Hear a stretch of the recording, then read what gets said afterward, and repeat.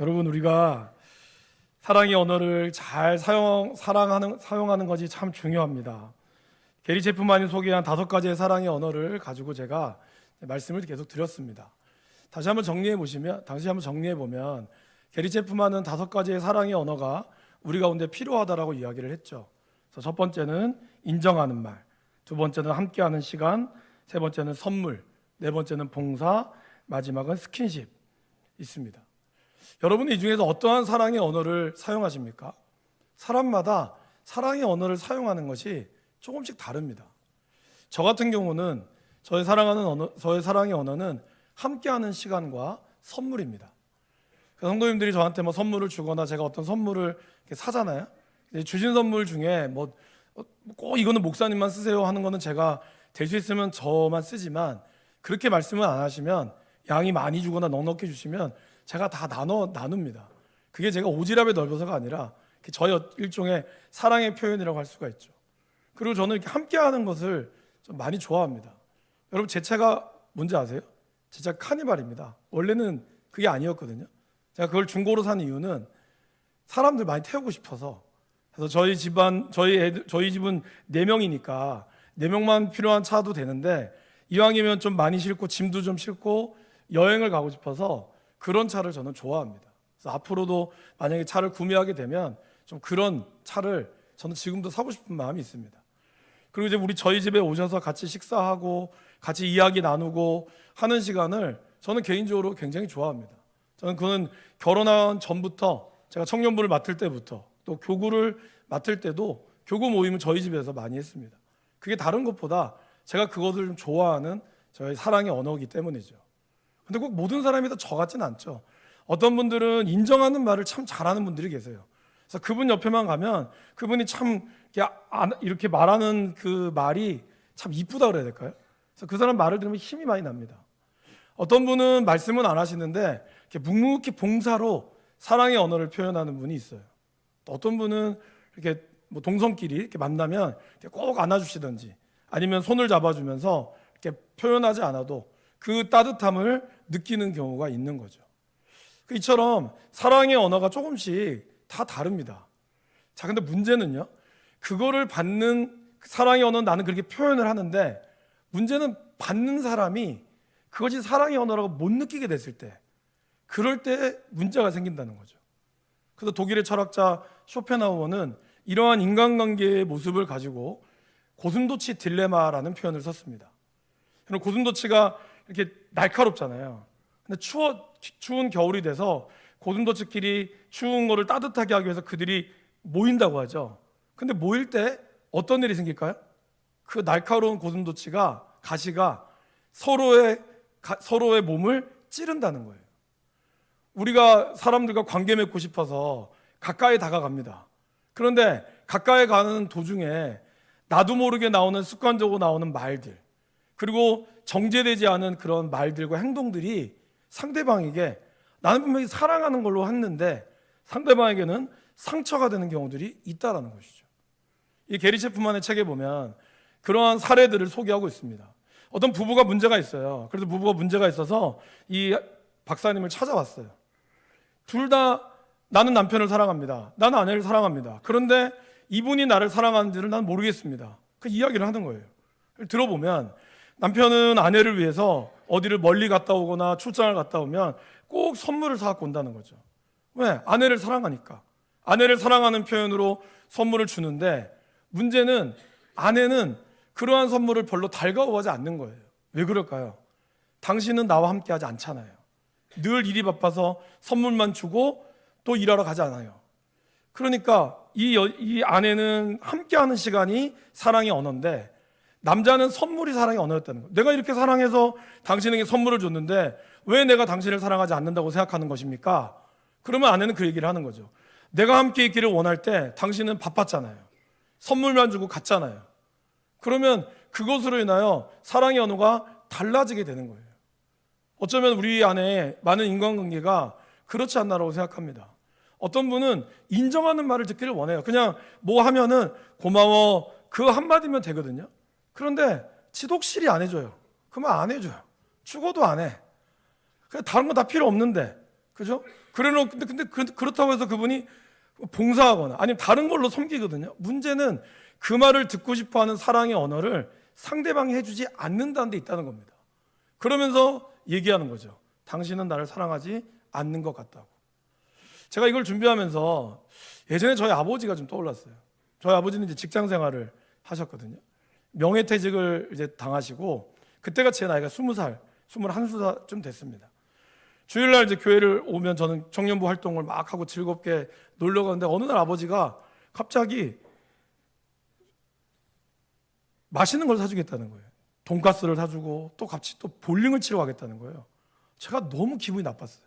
사실 바빠 죽겠는데 지금 우리 청년들하고 놀아야 되는데 나 오늘 청년들하고 볼링 치러 가는데 아버지가 와서 다 소집을 하니까 너무 싫은 거예요. 제가 어떤 마음이 들었냐면 우리 아버지 왜 그러지? 갑자기 20년 만에 너무 어색한 거예요. 그런 게 그때는 그게 진짜 싫었어요. 근데 좀 이 시간이 흘러가면서 제가 이걸 준비하면서 어떤 마음이 들었냐면 아버지는 아버지 나름대로의 사랑의 언어를 그렇게 표현을 했는데 제가 그 사랑의 언어가 마음에 들지 않는 거예요. 한 번도 20년 동안 저는 아버지랑 외식한 경험이 거의 없거든요. 물론 이제 아버지 대학 동기들, 고등학교 동기들 모여서 식사할 때 뭐 짜장면집 간 거는 기억이 나지만 우리 4명이 단촐하게 식사한 기억은 그래서 20년 동안 20몇 년을 살면서 제가 한 2번 정도 있었을까요? 그렇다고 해서 저희 아버지가 성실하지 않은 건 아닙니다. 열심히 회사 생활 하셨고 열심히 돈 벌어서 저희 어머니 갖다 주셨고 정말 열심히 하셨습니다. 집에 오면 항상 영어 공부, 일본어 공부 그렇게 열심히 하셨어요. 그런데 한 번도 아버지가 저한테 사랑한다는 말뿐만 아니라 하지 않았다는 거죠. 근데 아버지는 그게 사랑의 언어셨던 거예요. 근데 문제는 내가 그런 사랑의 언어를 받지 못한다고 느꼈다는 거죠. 여러분 어떻습니까? 수많은 우리 아버지들과 수많은 우리 어머니들이 사랑하지 않는 건 아니라고 저는 생각합니다. 그런데 각자 사랑의 표현이 듣는 사람들은 사랑으로 여겨지지 않을 때 문제가 생긴다는 거죠. 가정의 문제, 여러 가지 가정의 갈등들을 보면 사랑하지 않는 걸까요? 사랑하지 않는 건 아니라고 생각합니다. 근데 그 사랑의 언어가 나에게는 아무런 감동이 오지 않는 거죠. 어쩌면 우리는 그런 것 때문에 많은 어려움을 겪는다고 생각합니다. 사실 부산도 그렇잖아요. 부산은 말이 셉니다. 그런데 사랑을 해요. 문제는 그걸 듣는 사람들이 처음에는 못 느낀다는 거예요. 어머니 화나셨는가 봐요. 삐졌어요? 전혀 아닌데. 그러니까 그런 사랑의 언어가 상대방하고 맞추는 것, 이것이 참 중요하다라는 것이죠. 오늘 사도 바울은 12장 15절에 이렇게 얘기하죠. 즐거워하는 자들과 함께 즐거워하고 우는 자들과 함께 울라. 그럼 무슨 말일까요? 이거는 상대방이 원하는 사랑의 언어를 하라는 뜻입니다. 함께 즐거워하고 함께 우는 것. 예수님께서 이 시대를 바라보면서 이 세대가 어떤 세대냐, 그 말씀을 비유한 말씀이 있습니다. 마태복음 11장 17절입니다. 우리가 너희를 향하여 피리를 불어도 너희가 춤추지 않고 우리가 슬피 울어도 너희가 가슴을 치지 아니하였다 함과 같도다. 피리를 분다는 것은 뭡니까? 축제를 뜻하는 거고 슬피 운다는 것은 장례를 뜻합니다. 이렇게 피리를 불고 즐거운 시간에 함께하는 사람들은 같이 웃어주질 않는 거예요. 지금 누군가 나와 같이 웃어주기를 바라요. 지금 내가 어떻게 내가 정말 오늘 너무 기분 좋은 일이 있어서 그 이야기를 할 때 그 말을 공감해주고 기분 좋기를 바라는데 상대방은 웃어주지 않아요. 그게 어떻게 하다 그렇게 됐어? 이유만 묻어요. 어떤 사람이 너무 슬퍼요. 함께 울어주기를 바라는 사람이 필요해요. 그런데 옆에 있는 사람은 함께 울지 않습니다. 왜 울어? 무슨 일이야? 누가 무슨 일 있어? 원인에만 집중하는 거죠. 그것이 바로 예수님이 말씀하셨던 이 시대의 안타까움이라는 겁니다.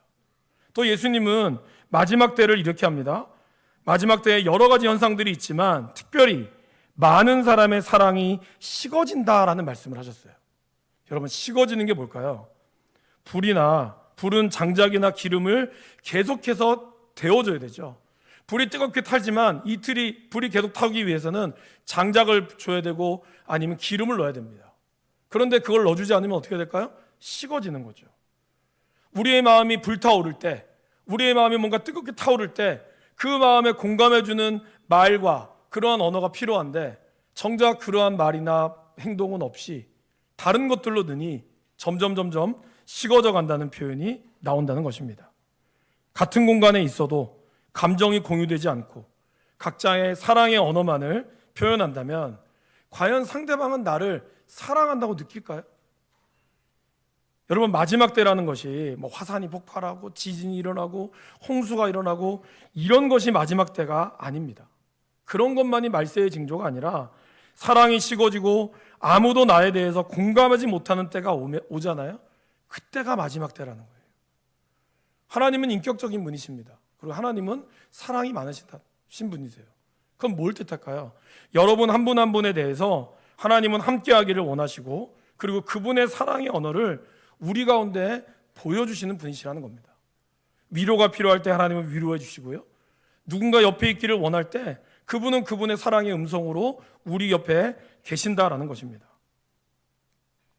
그것이 예수님께서 우리에게 또한 원하는, 하나님의 형상을 닮은 우리에게도 그러한 삶을 살기를 우리 주님은 원하신다라는 것이죠. 그래서 우리가 누군가의 관계를 맺을 때 나와 그것, 저 사람이 뭘 갖고 있다, 저 사람이 뭔가 나에게 도움이 되는 그것이 있어서 관계를 맺는 게 아니라는 거죠. 나라고 하는 김재욱이라는 사람과 또 다른 누군가의 사람, 나와 너와의 관계 속에 그 만남이 될 때 참된 삶이 이루어지게 되는 것이죠. 그리고 그것이 진정한 함께함이다라는 겁니다. 그런데 오늘의 시대는 어떻습니까? 너무나 팩트를 중요하게 생각해요. 그러나 정작 팩트 너머에 있는 보여지지 않는 그 사람의 감정, 그 사람의 마음은 외면하는 거죠. 보여지는 것에 너무 중요하니까 보이지 않는 그 사람의 속사정에 대해서는 별로 관심이 없어요. 그래서 결론이 뭔데? 하고 싶은 말이 뭔데? 그거에만 우리는 집중하지, 그것이 그 사람이 거기까지 나오고자 하는 그 마음에는 별로 관심이 없다라는 것입니다. 사도 바울이 이야기하는 즐거워하는 자들과 함께 즐거워하고 우는 자들과 함께 운다는 것은 울고 웃는 이유를 따지는 것이 아니라는 거예요. 웃을 때 왜 웃냐, 뭐 좋은 일 있냐, 나도 좀 알자, 어디 투자해도 잘 됐냐, 이것이 아니에요. 울 때 무슨 일 있냐, 누가 너 괴롭혔냐, 이런 게 아니라 그냥 묻지도 따지지도 않고 그 사람의 감정을 공감해 주는 거예요. 여러분, 왜 많은 사람들이 반려묘나 반려견을 키울까요? 감정을 공감해 준다고 그러죠. 슬픈 일이 있으면 또 강아지도 같이 슬퍼해 주고, 강아지가 와서 묻겠습니까? 왜 울어요? 물어요? 그냥 같이 시무룩하게 같이 있는 거죠. 같이 이렇게 있어준대요. 그것이 그렇게 위로가 된대요. 감정을 공감해주는 이러한 시대가 우리 가운데 너무나 필요하다라는 겁니다. 그런 의미에서 오늘 사도 바울이 이야기했던 이 로마서는 바로 바울 당시에 바울과 함께했던 사람들의 이야기입니다. 로마 교회는 절대로 편안했던 교회가 아닙니다. 박해와 고난과 죽음의 위기 속에 있는 연약한 자들이었다는 거죠. 그럼 이렇게 연약하고 복음이 절대적으로 갑이 될 수 없는, 오히려 을이 아니라 더 예수를 믿으면 죽음의 수간 앞에 있는 이들이 그럼에도 불구하고 이것을 버티고 이겨낼 수 있는 이유는 무엇이었을까요? 그것은 바로 그들과 함께 울고 웃었던 믿음의 형제들이 있었기 때문이다라는 겁니다. 초대교회의 부흥을 한번 볼까요, 여러분? 사도행전 2장에 보면 초대교회의 부흥이 엄청나게 일어나죠. 급하고 강한 바람 같은 성령이 각 사람 가운데 임했습니다. 그러면서 방언이 터지고요, 사도 베드로가 말씀을 전할 때 3,000명의 사람이 회개하는 놀라운 역사가 일어났습니다. 기사와 이적과 표적이 일어났다고 성경은 기록하고 있어요. 그런데 과연 그것만이 초대교회의 부흥의 직접적인 원인이었을까요? 물론 그것도 원인이었겠죠. 하지만 성경이 이야기하는 바는 다릅니다. 사도행전 2장 46절 말씀입니다. 같이 한번 읽어보실까요? 날마다 마음을 같이하여 성전에 모이기를 힘쓰고 집에서 떡을 떼며 기쁨과 순전한 마음으로 음식을 먹고 하나님을 찬미하며 또 온 백성에게 칭송을 받으니 주께서 구원받는 사람을 날마다 더하게 하시니라. 초대교회는 돈이 많거나 이런 사람들이 있었던 것이 아닙니다. 정말 다양한 사람들이 있었어요. 그 당시에 왕의 젖동생도 있었고요, 바나바와 같은 부자도 있었습니다.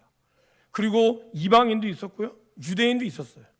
다양한 사람들이 모였음에도 불구하고 사람들마다 칭찬을 받는 이유는 뭘까요? 날마다 마음을 같이 했다라는 겁니다. 마음을 같이 했기 때문에 그들은 마음이 맞는 사람들을 함께 모여서 모이기를 힘쓰고 떡을 떼며 나눴다는 것이죠. 여러분, 누구랑 같이 있고 싶습니까? 나의 마음이 통하는 사람이랑 같이 있고 있잖아요. 나하고 말이 통하는 사람.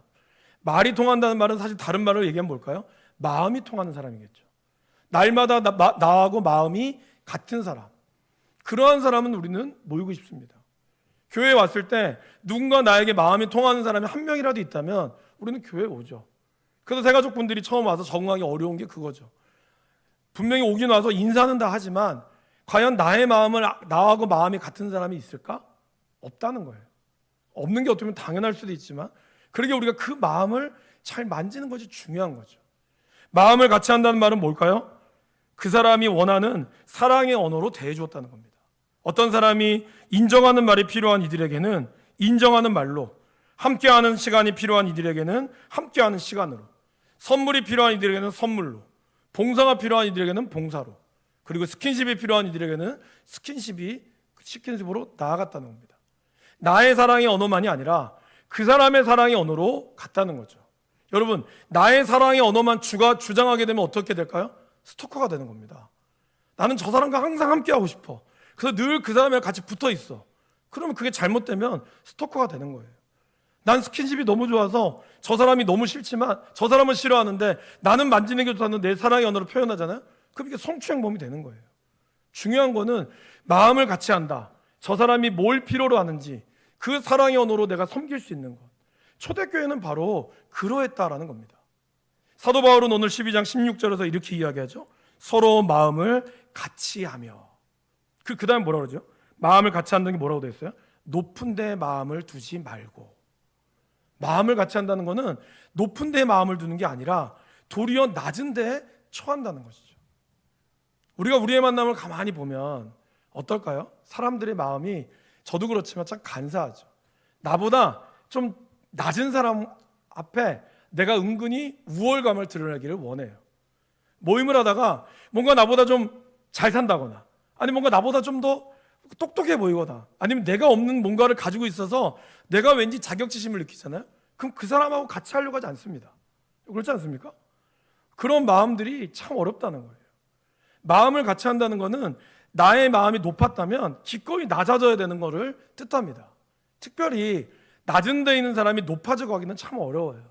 오히려 높은 마음에 있는 마음이 내려가는 게 더 쉬운 섬김이라는 것이죠. 이러한 마음을 누가 가졌을까요? 바로 우리 예수님께서 하셨다는 겁니다. 예수님께서는 누가 보더라도 하나님이셨지만, 하나님의 본체셨지만 그분은 하나님과 동등됨을 취할 것으로 여기지 않으셨습니다. 오히려 우리와 같은 모양으로 기꺼이 종이 되셨고 이 땅에 내려오셔서 우리와 함께 하셨습니다. 그리고 결국에는 우리를 위해 그 참혹한 십자가에서 죽으셨습니다. 여러분, 가장 높은 곳에 있는 분이 가장 낮은 곳으로 올 때 뭐가 생길까요? 힘이 생기는 겁니다. 에너지가 왜 생길까요? 에너지는 차이 때문에 생기는 거예요. 그죠? 수력 에너지. 물이 높은 데서 낮은 데로 떨어질 때 오는 이 낙차가 에너지가 되는 거죠. 우리가 이걸 물리적으로 위치 에너지라고 그러지 않습니까? 높은 데서 낮은 데로 흘러갈 때 이 차이가 크면 클수록 에너지가 강력하죠.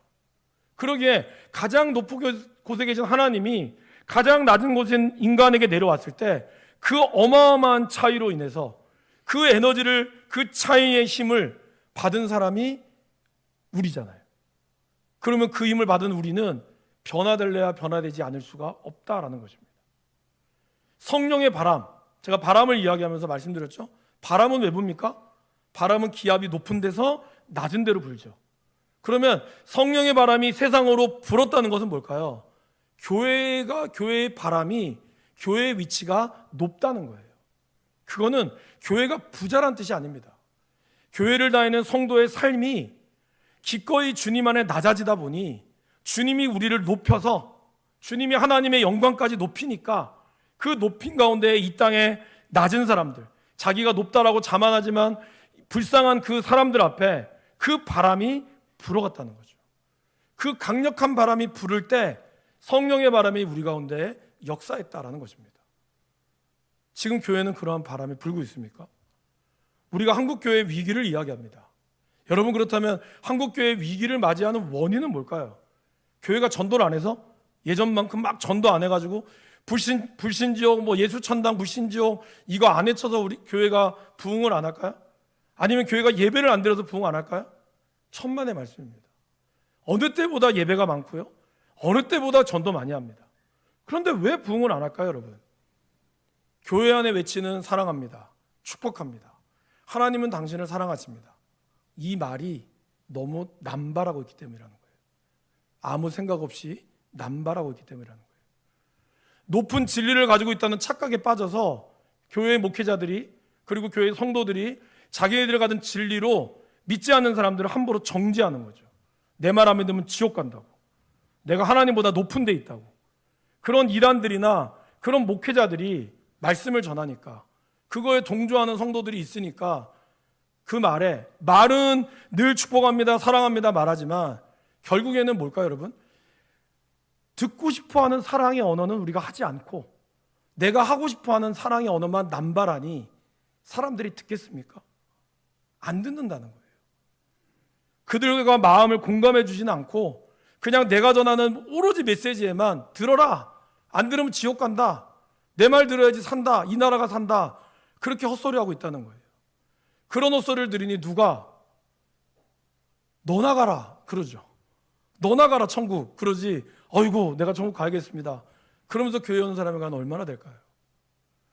여러분, 우리 예수님은요, 높은 곳에 계신 분이셨지만 친히 이 땅에 낮은 사람과 함께 하셨습니다. 병 걸려서 부정한 여인이 가까이 왔을 때 주님은 부정타다 얘기하지 않으셨어요. 눈먼 자가 왔을 때 제자들은 그 사람을 쫓아냈지만 오히려 예수님은 그 사람을 가까이 오게 했어요. 그들의 눈을 뜨게 했습니다.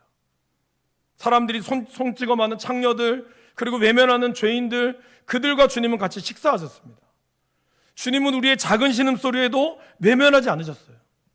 주님은 우리와 늘 함께 하시면서 우리와 동행하시며 그분은 우리의 사랑의 언어를 표현하셨다는 거죠. 오늘 우리가 그런 함께함이 필요하다는 거예요. 사랑하는 말 하지 말라는 얘기가 아니에요. 그러나 정말 필요한 사랑의 언어가 무엇인가? 우리 예수님은 주인이셨지만 기꺼이 제자들의 발을 씻어주셨습니다. 그리고 주님은 말씀하셨어요. 너희도 이와 같이 하라. 오늘 우리에게 이러한 예수 그리스도의 마음을 품기를 원합니다. 높은 데가 아니라 도리어 낮은 데 처하고 정죄하는 소리가 아니라 정말 마음을 같이 하며 함께 즐거워하고 함께 울어줄 수 있는, 보잘것없는 우리를 위하여 주님이 기꺼이 자신을 내어주셨던 것처럼 보잘것없어 보이는 사람들 앞에, 어쩌면 마땅히 지옥 가도 될 만한 마땅한 사람들 앞에서도 우리가 기꺼이 하나님 앞에 섬김의 모습이 우리 가운데 필요하다라는 것입니다. 그런 사랑의 언어가 함께함의 진정한 모습이다라는 것이죠. 그럴 때 사람들이 역시 교회는 다르다, 역시 하나님의 믿는 사람들의 소리는 다르구나 라는 소리를 듣는다는 거예요. 그럴 때 칭찬받는, 구원받는 사람의 수를 날마다 더하게 한다라는 것입니다. 그런 교회와 그런 성도가 될 수 있기를 간절히 축원합니다.